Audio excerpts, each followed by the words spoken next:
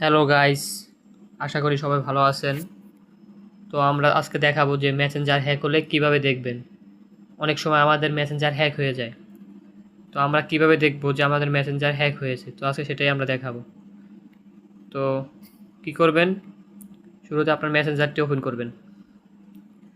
মেসেঞ্জারটি open করার পরে এই যে নিচে থ্রি লাইন মেনু, এই জায়গায় ক্লিক করবেন। যে ক্লিক করার পরে সেটিংসে ক্লিক করবেন। এই সেটিংসে ক্লিক করবেন, তারপর একটু নিচে আসবেন। তারপরে যে প্রাইভেসি অ্যান্ড সেফটি, এই জায়গায় ক্লিক করবেন।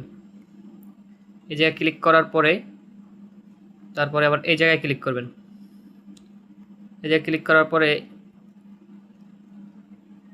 এই যে সিকিউরিটি অ্যালার্টস, এই জায়গায় ক্লিক করবেন। এই জায়গায় ক্লিক করার পরে এরকম একটা ইন্টারফেস শো করবে। তো আপনারা কী করবেন, যে ভিউ অল লগিং, এই জায়গায় ক্লিক করবেন। এই জায়গায় ক্লিক করার পরে এরকম চলে আসবে।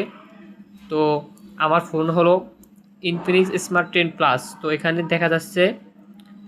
দেখা যাচ্ছে যে যা আছে সবগুলো আমার ফোনেই লগিং, অন্য কোনো ফোনে লগইন নাই। তো আপনি মেসেঞ্জার হ্যাক হলে কীভাবে বুঝবেন? আপনার মেসেঞ্জারটা যদি হ্যাক হয়, তাহলে আপনি এখানে দেখতে পারবেন যে আপনার ফোনটা অন্য কোনো ফোন দিয়ে লগ ইন করা আছে। যদি আপনার ফোনটা অন্য কোনো ফোন দিয়ে লগ ইন করা থাকে, তাহলে ভাববেন যে আপনার মেসেঞ্জারটি হ্যাক হয়েছে।